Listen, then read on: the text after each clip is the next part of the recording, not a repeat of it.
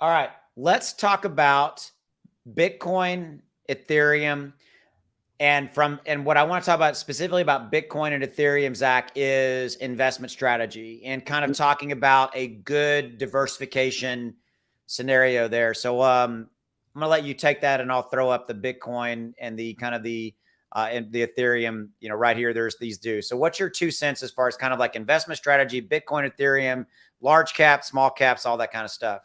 So I'll preface this by saying this is my strategy, but I think every strategy is different depending on how much money you have to start with, how much money you make, how much money you plan to make, how old you are, right? There's a lot of things that go into this. Okay. And we're not financial advisors. So just, that's all said out front. But I like to say having 60 to 70% in Bitcoin and Ethereum as a backbone in your portfolio as a long-term investment is a good idea. That's kind of my philosophy, because then you always have, I mean, think about it. Bitcoin and Ethereum make up what, 60 some odd percent of the overall market. Mm-hmm. So why not make your overall crypto portfolio 60 some odd percent, right?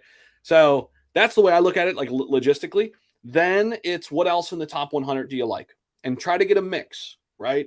I like to try to get gaming in there, AI in there, some layer twos, Polygon. You're right? talking about now go down category level? Yeah, XRP, Global Payments, right? They're number one there. That might not be a terrible idea. L2s, Polygon, they're number one there. Cardano, one of the top altcoins, doing something completely different than Ethereum is. Nice little alternative investment, right? I don't want to give away the whole portfolio. SHIB, it's something completely different. Still a top 15, totally different sector. Gala Games, pretty big, something totally different, right? So that's where I like to kind of get a nice piece of some big things in different sectors. Then whatever's left over, go have fun with in the, Pepe space, the Meme coin. Bob space. And So if you had to, okay, so sorry, you still there? yeah, I was just going to say what I'm trying to do there is those are normally not long-term plays, not as long-term as Bitcoin and Ethereum, right? You might keep a moon bag, as Crypto Wendy says, which I like that, right? But get your money, make your money while you can, because a lot of those cryptos, they will not be here. Right. Point, period. They won't be. They're here for a good time, not a long time. So bring it back to percentages. So let's say, out of 100%, and I'll even give you a number. Let's say I have $5,000. And so take that $5,000 and give me kind of percentage breakdown. You said 60, 70% would be, let's just say 60% is divvied up between Bitcoin and Ethereum. And would you do an even split there, or would you lean towards one more side? Honestly, if I'm starting with $5,000, that's not a huge number. Okay. I'll tell you this straight up. I started with $7,000. Now, back in the day, in 2021, I went right into Dogecoin with all of it. I didn't know that.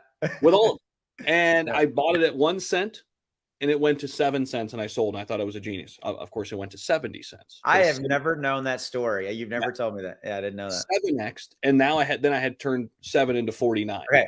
For those of you watching, don't do what he just said. Don't do that. Right. Don't do that. Right. Okay. Because I could have very easily lost all 7. And but that was before you really were in crypto. You just went, I'm just going to do this, right? And I got lucky that we were in a bull run. Okay. So there you go. I got lucky that we were in a bull run and I did it at the right time and all those sort of things.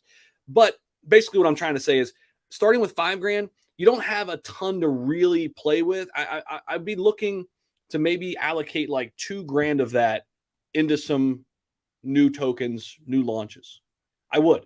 If you're looking at that $5,000 and saying, okay, I'm willing to take some risk here. If you're looking to set it and forget it, yeah. If you're looking to set it and forget it, I mean, hell, I would buy 2 ETH. Wait, what's ETH right now? Yeah, you can get 2 ETH right now and just set it and forget it. Okay, your $5,000. I mean, and then take the extra 1,000 and play with it. I wouldn't even invest in Bitcoin, because you can get 2 full ETH, sit on it for 10 years, and that's going to be a great return, we think, right? Then opposed to putting that in the stock market. You're talking about percentage move up, but also what you're talking about is also risk, and I think age, right? I mean, you want to set it and forget it and not deal with it at all. Yeah. So I think you have to look at how old are you, how much risk are you willing to accommodate. Like if like you may look at that and go, all right, I got $5,000. Okay, I'm willing to take on more risk, and I'm willing to take $2,000 of this, and I'm going to go put it on some new emerging meme tokens. Going into it eyes wide open, but I think it's risk. I think it's risk assessment, how risk averse you are. Being north of 50, I would probably not be as risk to that. I'd probably do more like, okay, instead of 2,000, I might take 1,000 and go, okay, I'm going to go take 250, and put it on 5 meme tokens or whatever. If it again, risk, right? I think that's really what it comes down to. And I think the biggest mistake people make is they have $5,000 to play with and they put it all into, in Dogecoin, like you did back in the day. But I mean, at least Dogecoin was like somewhat big, been around. And I'm not slamming Dogecoin, But here's the point. You don't need to put that much in if you're going to hit big. I mean, what did you put in, Bob? $500. What did it turn into? 40,000. 40,000. Right now, that's not going to happen all the time, but you could do 5 or 6 of those. Well, and I've sold the story to take profit out. Yeah. As soon as it 2x's, because a win's a win. People are always trying to get the 100x. Yeah. If you get 100 2x's, but you know what I mean? But again, go back to what we were saying. So I know you're transitioning into that, right? But what we both did is we looked at that and went, we're going to take a couple $1,000s or whatever it was, and we're going to go buy 8 or 9 brand new tokens that just came out. We were a little bit late into Pepe. We were right there when Bob launched, and we threw money at Bob before there was a website, before there was anything.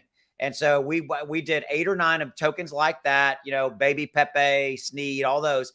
Out of those 8 or 9, 2 of them were straight up rugs. And I always tell that story. And we both looked at that and went, we could lose every single dollar. So we had 2 rugs. We had 3 or 4 that were like, they went backwards for a while, and a couple of them have gone backwards forever. And a couple of them now we're back to even. And then we had 2 winners, which was Sneed and Bob. And then outside of that, we both put money into Pepe as well. And that's turned out to be okay. Yeah. But I think that's the key narrative of what I really want people to understand is that we could have lost every dollar of that in those meme tokens. And we were willing to do that. Correct. And by the way, we have our base portfolios over here where we own Bitcoin, Ethereum, and we're diversified and all that kind of stuff. Yep. Yeah. I mean, I've been sitting on my Cardano, Algorand, you name it, right? SHIB, Bitcoin, Ethereum. I mean, that stuff we don't mess with. Those are long-term. And here's the thing with those, I've got my certain price points where I like to add to them. Like when Cardano last year dipped down below 30 cents, I was loving it. Polygon right now down below $1, love it. SHIB, when it gets back to that 0, goes to 5 zeros. Yep, give me all that, right? You could do that too. But I mean, what's happening right now is the market got super boring. How long will all this volume last in Pepe? And there's no telling, right? That's why take profits along the way. Right. Yeah. All right. So let's end on that note. Thanks for your time. Thanks for stopping by. Definitely hit that subscribe button, drop a like. And Zach, thanks for a few minutes of your time, man. We'll see you guys later. Go make some money. Take care. See you guys.